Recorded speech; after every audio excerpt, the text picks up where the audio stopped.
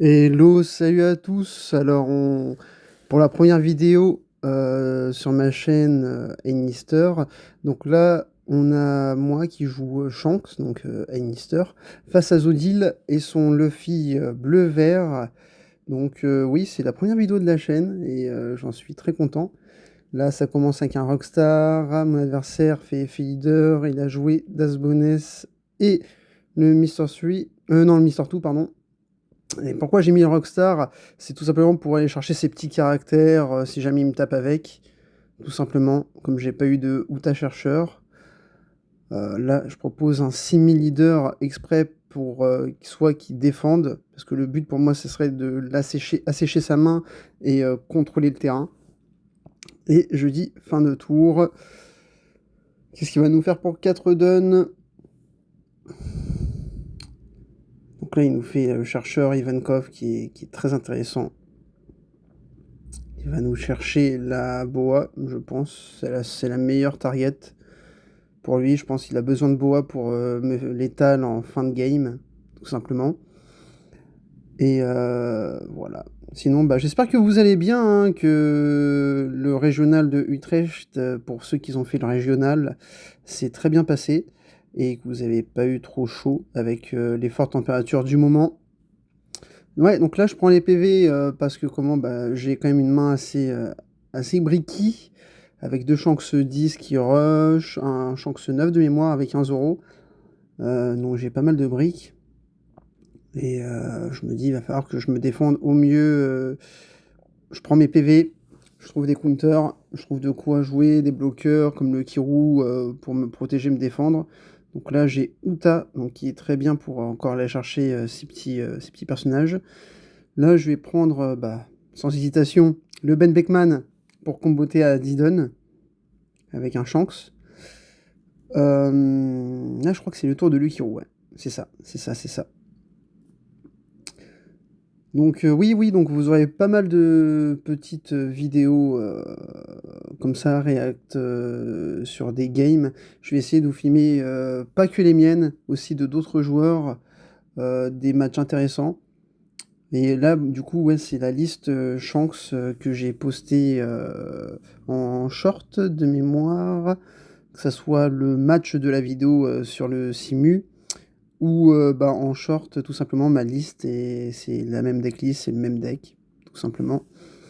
Et comme ça, vous pouvez voir comment le deck marche, comment il fonctionne face à l'un des meilleurs decks méta actuels sur One Piece, tout simplement. Alors, qui veut faire mon adversaire face à mon Lukiru qui lui casse bien les bonbons, hein, j'ai envie de dire, hein. Le Lukiru, là, il est en place. Euh, Ça le gêne un peu d'attaquer, ça gêne ses actions. Alors, qu'est-ce qui va nous sortir de son chapeau, ce Luffy? Alors, il a combien de dons? Il en a 7. Non, 2. Ok. Il préfère jouer Dasmoness. Après, c'est gratuit, car il a l'effet leader. Est-ce qu'il va vouloir me taper ou pas? Il fait un 4000 sur Rockstar, qui est pris, hein, sans hésiter, hein. C'est pas le genre de perso qu'on veut sauver.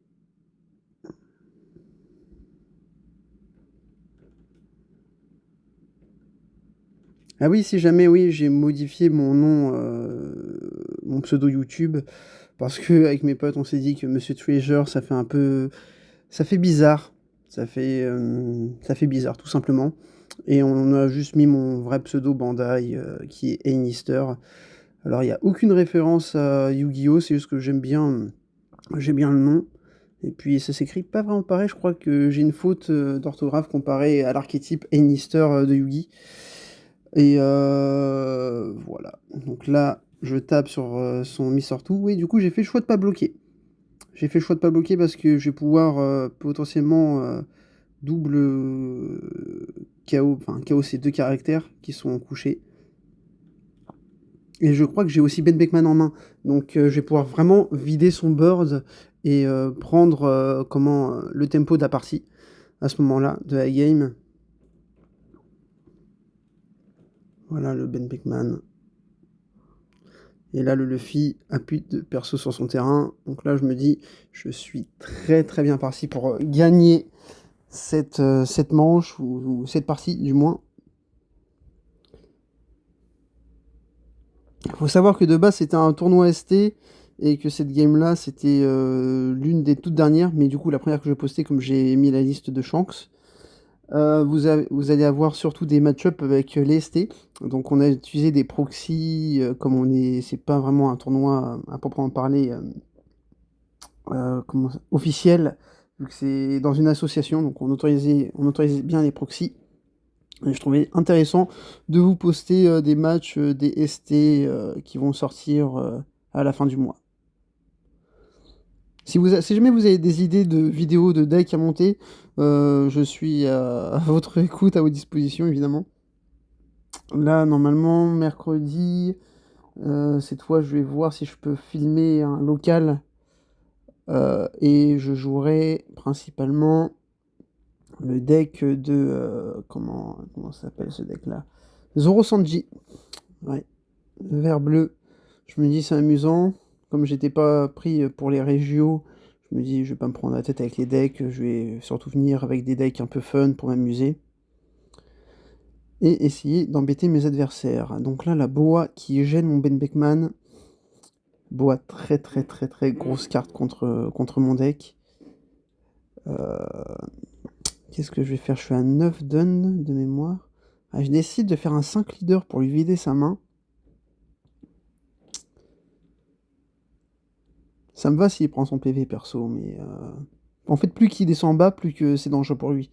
Donc là, il lâche un 2K, donc ça c'est très très bien. Et là, il m'a 6 done. Je mets évidemment le Shanks, exprès pour répondre à la Boa. Et pour potentiellement le faire target lui en freeze, pour que j'ai l'opportunité de jouer derrière le Beckman et tout le Shanks 10 qui va pouvoir chercher Boa. Je pense que c'est ça le plan que je me suis dit en tête. Et oui, j'ai des sleeves Ace sur mon deck Shanks. Avant, j'avais des sleeves du Jolly Roger de Shanks, mais j'en ai perdu une. Du coup, j'en suis à 49 sur 50. Évidemment, du coup, c'est un peu embêtant. Là, le Mr. Sui qui est très très fort aussi comme carte, très très fort. En alt en plus. Monsieur, il l'a en alt, c'est incroyable. Incroyable carte. Donc il bloque mon Shanks. Et je crois qu'il va faire un truc super fort. Ou c'est juste après. Euh, je sais plus trop qu'est-ce qu'il va faire là.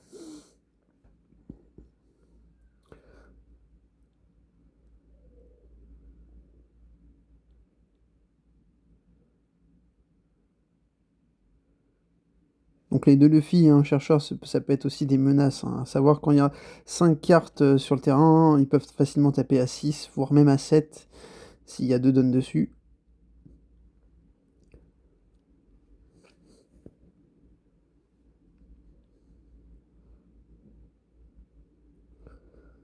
Donc je pense qu'il va directement taper avec Boa en premier lieu.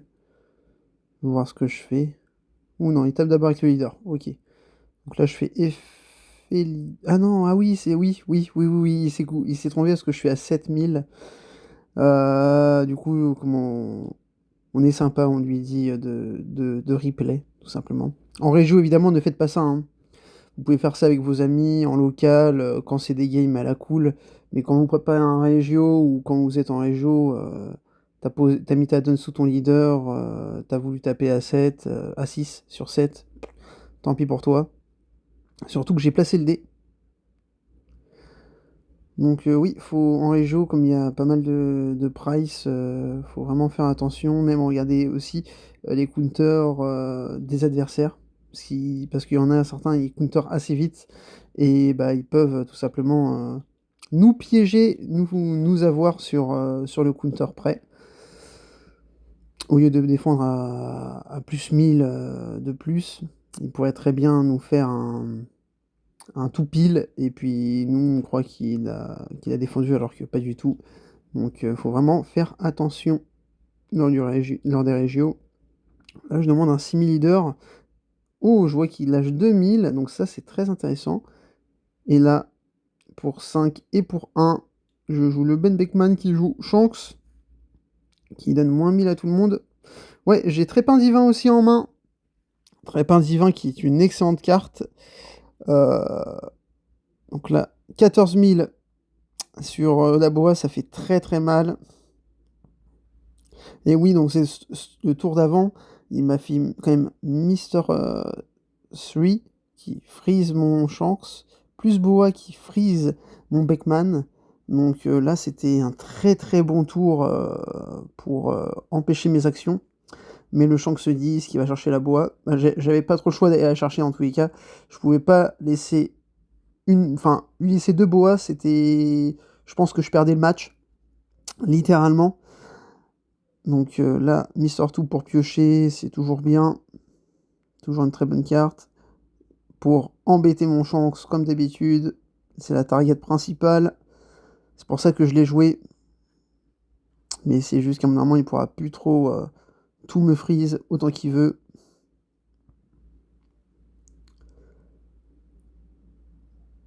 Qu'est-ce qu'il va faire? Je crois que là, il va jouer le Baggy ou un prisonnier pour avoir du débloqueur.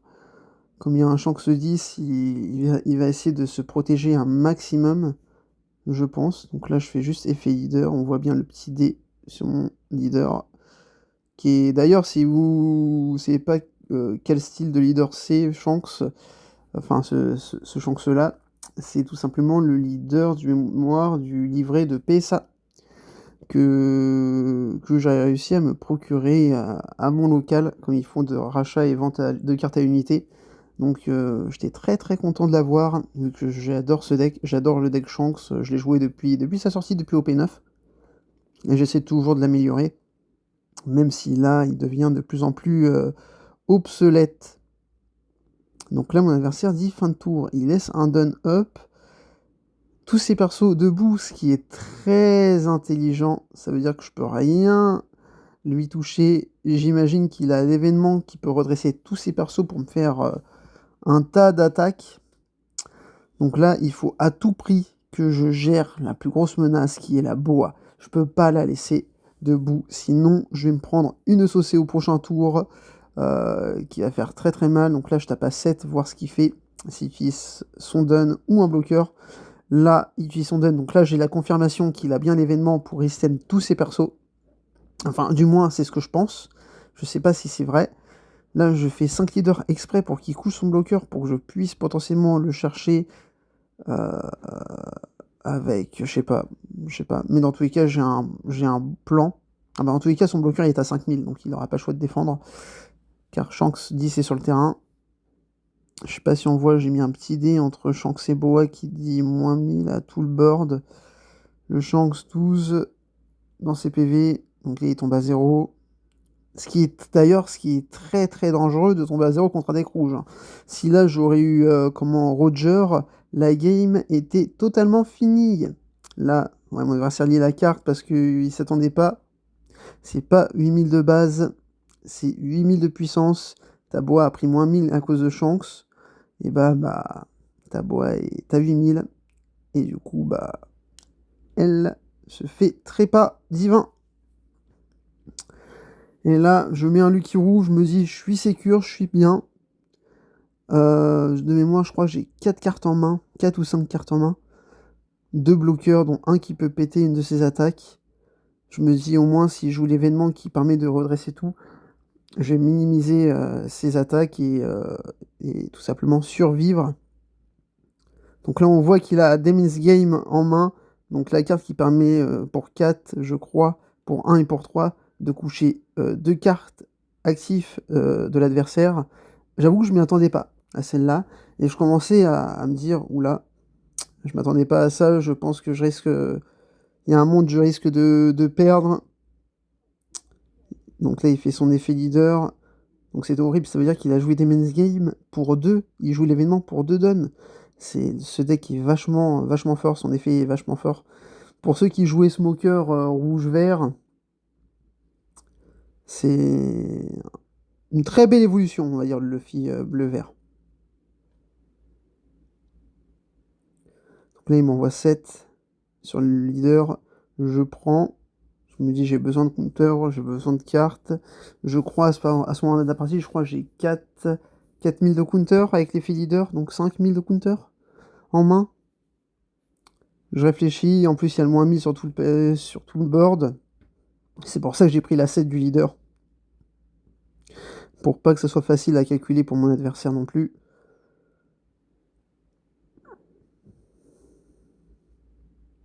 Alors, comment il va répartir ses dons? Là, c'est là où la partie est intense, c'est là où il faut calculer, c'est là où il faut faire les maths. Donc, on verra ça. Donc là, il m'en propose un autre 7000, je crois, ou un 6000.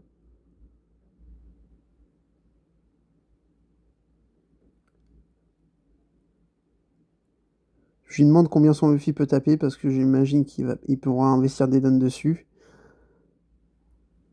Parce que là, actuellement, il a un moins 1000, mais il prend 1000 pour chaque caractère différent, donc il peut passer à 1, non, à 0, 1, 2, 3, 3. Donc il faut taper pas mal. Alors là, je m'y attendais pas à ce coup de Mr. 3 qui se reste et qui donne 2 dons rest à 2 personnages prisonniers, tout simplement. Des cartes d'Impel Down. Donc là, du coup, bah là, oui, là, il peut me faire un bon vieux 5000 leader. En plus, j'ai fait l'effet leader, du coup, j'ai pas le choix de lâcher un counter 1000. Là, il fait 7, je prends. Et il me refait un 7. Mais je suis sauvé grâce à mon PV. À 1000 près, je perdais la partie. Voilà pour la première vidéo. N'hésitez pas à vous abonner et à commenter. Passez une bonne journée.